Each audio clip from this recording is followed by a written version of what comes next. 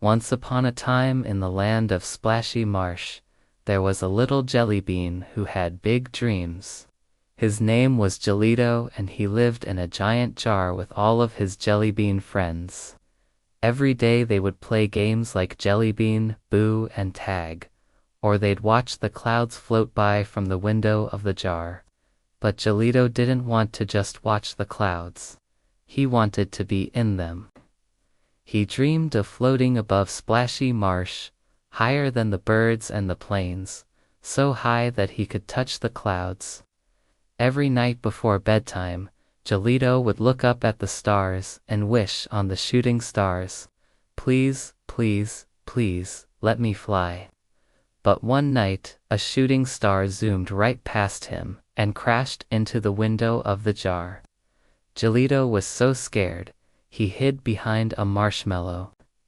When he peeked out, the shooting star was gone, but in its place was a tiny umbrella made of spun-sugar, and under the umbrella was a note that read, "To the one who wishes on my flight, I will grant you an adventure. Meet me at the top of Gummy Mountain at noon for your very own flying lesson." Jellito couldn't believe his eyes. An adventure, an actual flying lesson. It was everything he'd ever dreamed of. He woke up the next morning before sunrise and started bouncing up and down with excitement. "I'm gonna fly," he shouted, waking up all the other Jellybeans. "What are you talking about, Jellito?" asked Marmalade, his best friend. "We can't fly, we're Jellybeans."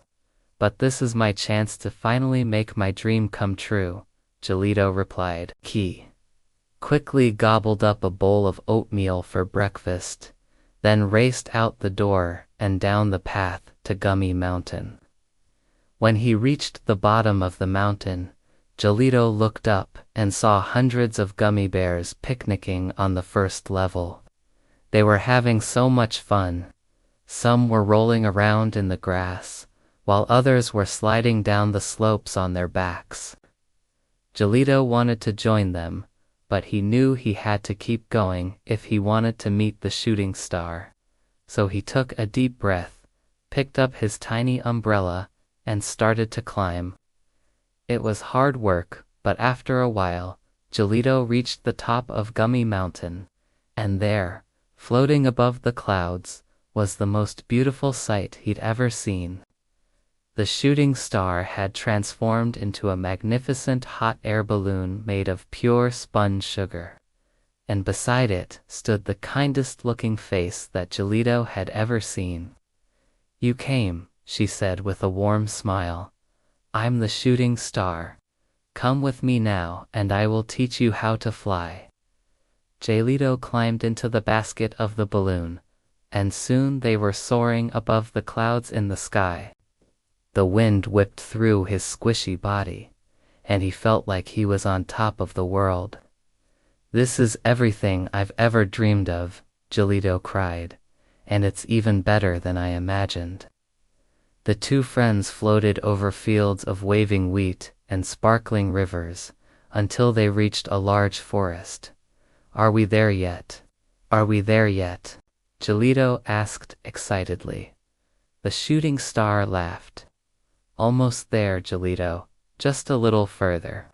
She steered the balloon over the tallest trees until they reached a clearing, and in the middle of the clearing was the most extraordinary sight of all. A giant jar filled with every color of Jellybean imaginable. Jellito gasped. Is that the Wishing Star Jelly Factory?" "It sure is," said the shooting star. "I heard you wanted to see what it's like up here in the sky. And what could be more wondrous than the Wishing Star Jelly Factory?"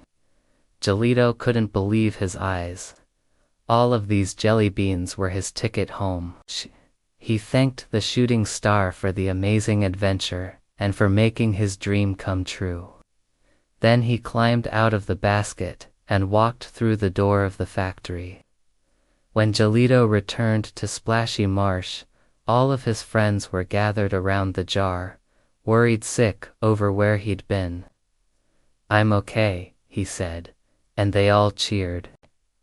Jellito had experienced something truly magical, and he knew that no matter where in the wide world he went, he would always have the most wonderful memories to bring him home.